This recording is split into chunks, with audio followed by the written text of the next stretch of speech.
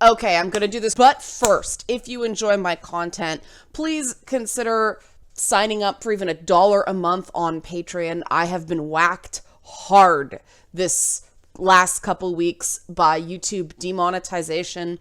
I have challenged them, but I've reported 10 videos about a week ago now. Only 2 of them have been looked at, right? And everything I do on Joss Whedon, when I was calling him out on his garbage in the past, gets demonetized. So off we go. That was just a little plug. I hate having to do this. I don't like this element of YouTube, but I have to because money, right? We need money to live. All right, so Joss Whedon is a hypocrite preaching feminist ideals, says ex-wife.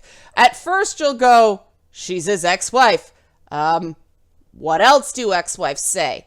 And yes, there's something to that you have to be a little suspicious, as I have been in the past, of exes. However, there are some details within this that make her account of serial cheating and lying and exploitation of talent that worked for him over the years bear a ring of truth.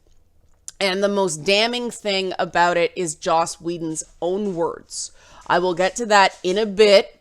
First, I'm going to recap what the accusations are. The accusations are that essentially, according to Joss Whedon's ex-wife, who has been his ex-wife for apparently about 5 years now, so this is not a new thing. She's had some time to process it.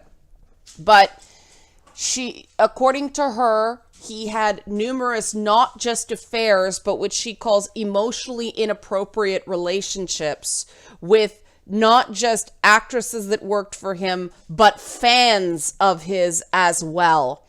And she does not want his career destroyed. She doesn't want him being dropped from movies, though I think some of that is somewhat inevitable now, because rule number 1 of Hollywood, don't violate your brand. But what she says is, until recently, Joss was still letting the illusion of our marriage stay intact. Now that it is finally public, I want to let women know that he is not who he pretends to be. I want the people who worship him to know he is human, and the organizations giving him awards for his feminist work to think twice in the future about honoring a man who does not practice what he preaches. But no longer what happens or how people interpret this statement. I no longer have to carry the burden of Joss's long-term deceit and confessions. I am free. So this is something part of her kind of reclaiming herself. And the problem with affairs is not so much the sex. You have to commit and adhere to the agreements that your relationship is based on. The real damaging part of the adultery, assuming you don't transfer any diseases to your spouse, which has happened, but it's the lie. It's that if you're going to lie about something that important, what other parts of your relationship were a lie? And I think this is Joss Whedon's ex reclaiming things for herself, and I think that's important. She clearly is going in, knows what she's doing, but we could say this is just her account were it not for Joss Whedon's statement. And I want everyone to look at the content and the structure of this statement, because it confirms, despite himself, a lot of what she was saying. There is an inherent duplicity in the comment from Joss Whedon's camp that lends an air of credibility to his ex-wife's statement. He is still doing exactly what she is accusing him of doing. And that is, you see at the bottom, in italics right here, a spokesperson for Joss Whedon provided the following response. While this account includes inaccuracies and misrepresentations which can be harmful to their family, Joss is not commenting out of concern for his children and out of respect for his ex-wife.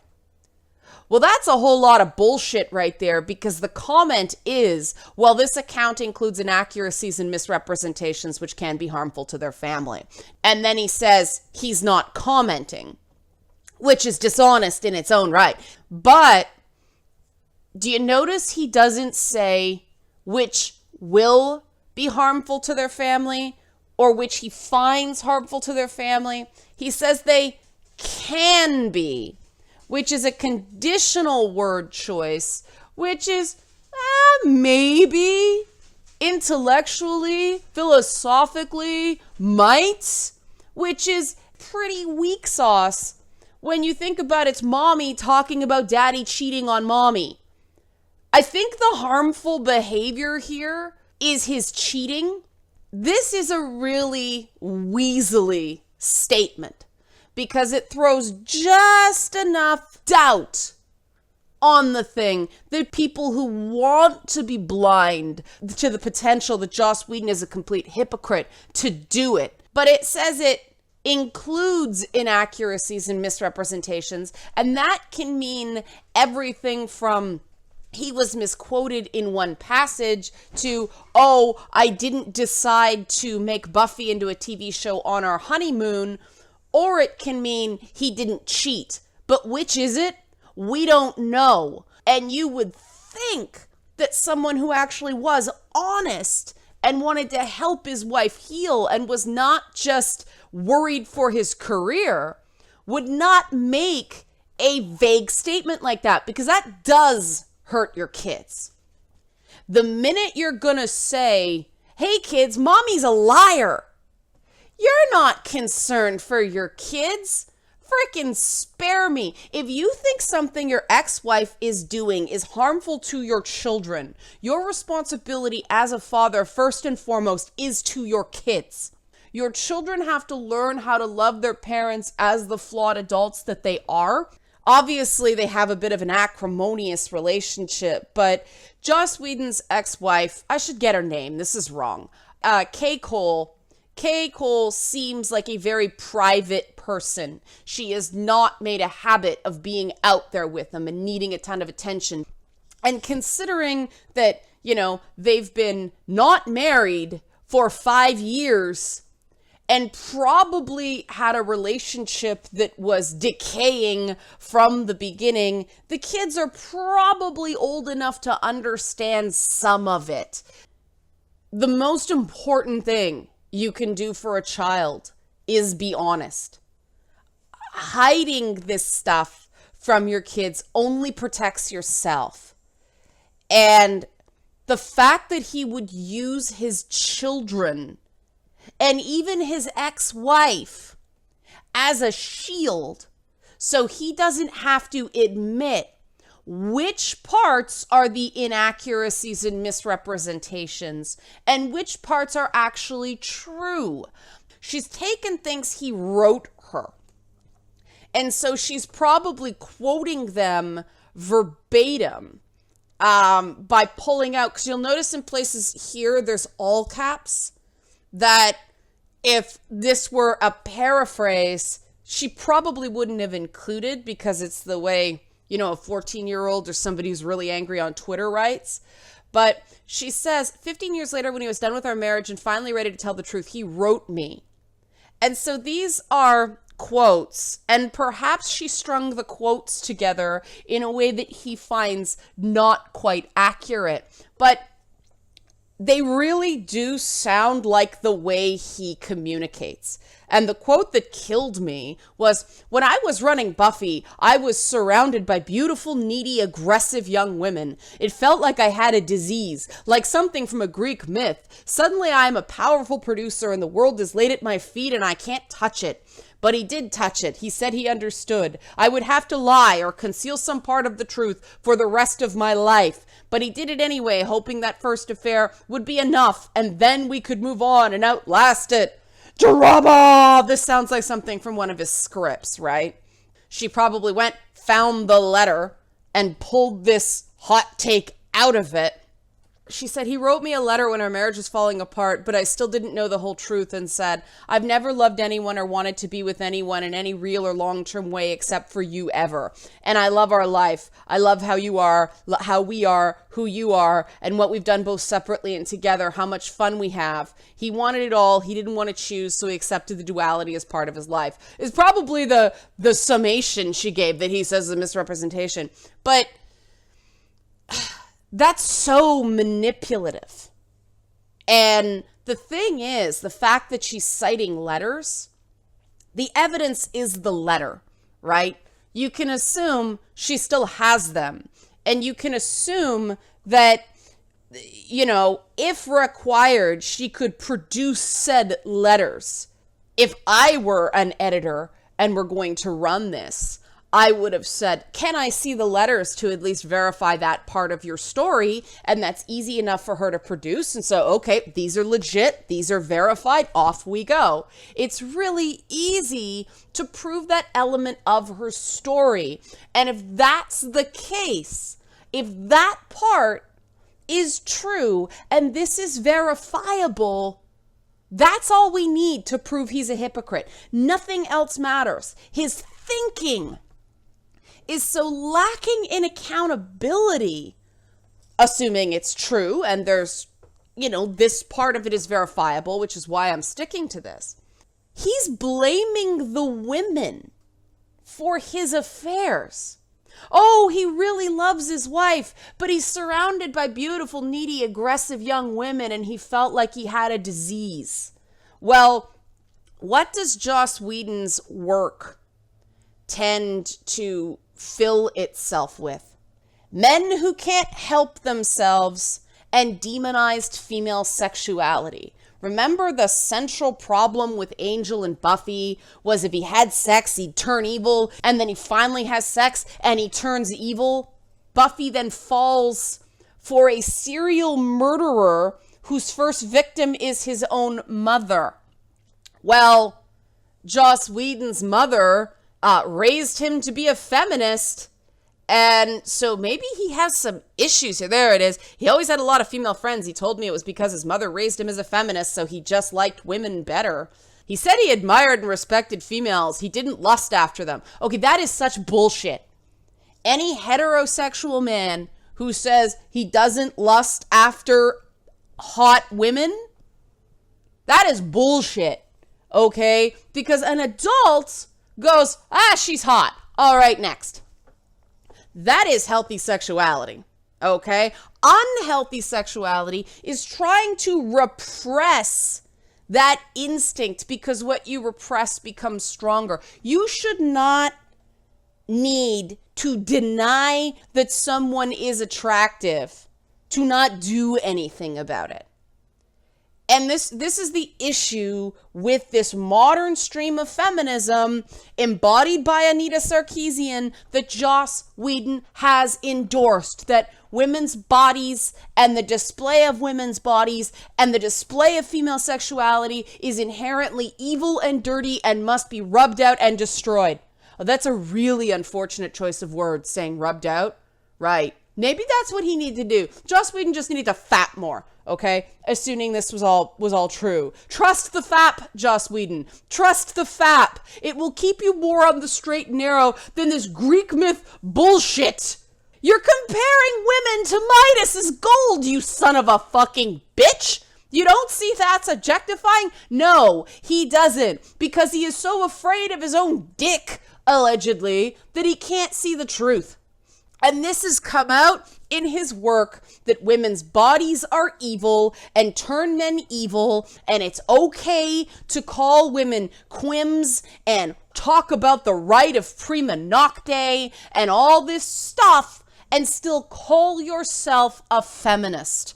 What Joss Whedon's ex-wife has done, what Kay Cole has done, has stuck a pin, shined a light on the core of the duality of Joss Whedon. How can a man claim he is a feminist and yet carry on like a woman-hating pig? He says, I let myself love you. Let you. Oh my God. She's your wife. And you're making it sound like a chore? I stopped worrying about the contradiction. Ding, ding, ding. As a guilty man, I knew the only way to hide was to act as though I were righteous. Ding, ding, ding. And as a husband, I wanted to be with you like we had been. I lived 2 lives. When he walked out of our marriage, he was trying to make things seem less bewildering. to help me understand how he could have lied to me for so long. He said, in many ways, I was the height of normal in this culture. We're taught to be providers and companions, and at the same time, to conquer and acquire, specifically sexually, and I was pulling off both. Let's break that down, because this is pretty much the problem with the version of sex-negative feminism that he supports when he's cozying up to Anita Sarkeesian in photos. There's a direct link to the form of feminism that they practice. And this is why this form of feminism is so wrong and is actually quite anti-women. It is based on a series of untruths and dishonest thinking. The way society keeps women down is by making women's sexuality and the men who want a piece of it somehow dirty and predatory on the part of a male. And the fact that he even sees male sexuality as conquering and acquiring, allegedly, says he has a very warped view of what the male sex urge is. Not what the media says it should be, but is. As a guilty man, I knew the only way to hide was to act as though I were righteous. As guilty people, we have to say, oh, any woman being in her underwear in a video game must be bad. Why? Because I like it. And I'm not supposed to lust after women. I respect women. Well, here's the thing, folks. You can highly respect a woman and still think she's damn hot. The two things are not contradictions. This idea that in order to respect women, you have to repress the sex urge. And that in some way, men, what is normal for men, or at least Joss Whedon believes is normal, is that we're taught to be providers and companions at the same time to conquer and acquire, specifically sexually. That's interesting, considering most of his writing is ripping off Saturday morning cartoon scripts. Pretty much every idea he has came out of Transformers, Masters of the Universe, or Thundercats. What the hell? Was he fapping to Wile E. Kit and Wile E. Cat? Or maybe, again, he wasn't fapping enough. This is a guy raised by a feminist that also comes from the Hollywood tradition, and I think this is where he got his vaguely warped idea of what men are supposed to be. He saw the behavior of Hollywood men, but he was trying to get his mother's teachings embedded or whatever. This is why male role models are so important. Because your idea of who you're supposed to be as a man is defined not by this greater cultural soup. The most powerful influence you have in your life about what you believe about gender norms is the people around you. And Joss Whedon was pretty much raised with a silver spoon in his mouth that the biggest problem in his life is, oh, I don't want to make TV like my daddy and granddaddy. I want to do films. Barf! I have no ability to feel sorry for this poor little rich boy. A guy who believes that it is masculine to want to conquer and acquire and be a provider and be a companion. You're getting that message from the people around you. One of my very good friends is a youth pastor. And there have been times where he has asked me to just, when I've helped out at his youth group, yeah, this is a youth pastor who gets a Jewish lady to help supervise his youth groups. He's cool like that, okay? But he asked me to just get in the car and go with him as he drives a kid home because his insurance requires there to be a woman present, an adult woman present, when he is alone with a female youth. So he can't be alone with a female youth because he's a pastor, and we all know about some of the shenanigans that have gone on in the past. You will never hear him talking about men conquering and acquiring women as normal, because he was raised in a very, very different immediate cultural soup.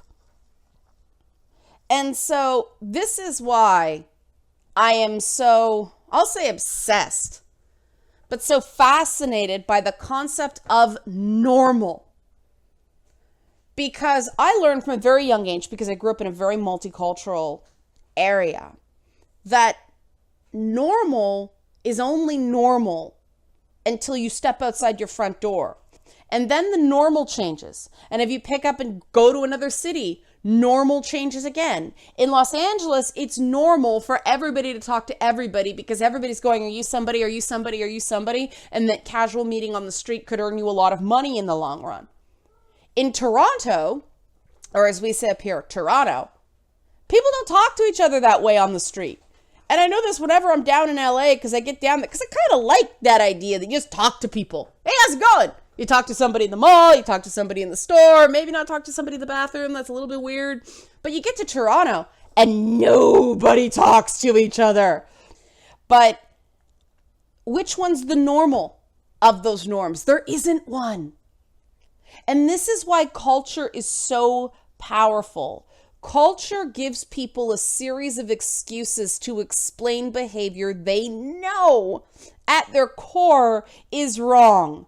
Oh, I know I shouldn't cheat on my wife, but all my buddies are doing it, so I can just do it and then blame culture. Bullshit. Self-actualized people don't do that. I believe that a fully formed person, a fully actualized person, a fully accountable person includes their sexuality in who they are.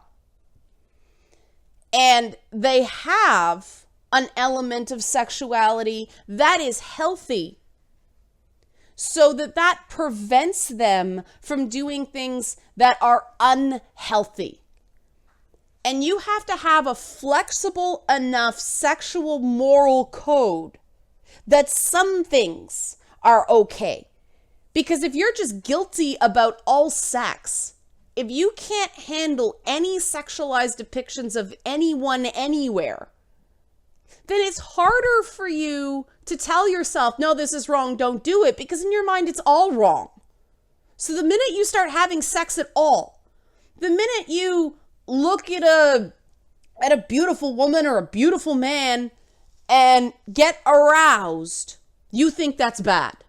And then it's just a slippery slope from there on down. Either you do nothing and live like a monk, and not even the fun kind of monks like in D&D that can punch through walls with their fists, or you're just a sinner and you end up absolving yourself of any responsibility for lying and cheating and just generally being a bastard of a person. And to go, it wasn't me, it was the patriarchy. Fuck off. Like, seriously, fuck off. You can't claim you oppose this stuff and then take advantage of it. That doesn't make you a feminist. That doesn't make you anything but a liar and a manipulator. And that's why I took this statement from, I guess it's his people, not just him, to be still the continuation of that manipulation. While this account includes inaccuracies and misrepresentations, which can be harmful to their family, Joss is not commenting out of concern for his children and out of respect for his ex-wife. Oh, you commented, but say you weren't commenting. How cute. The thing is, anybody with half a brain goes, that's your comment. All anybody that needs to defend him needs is inaccuracies and misrepresentations. Oh, he didn't do it. Bro code achieved.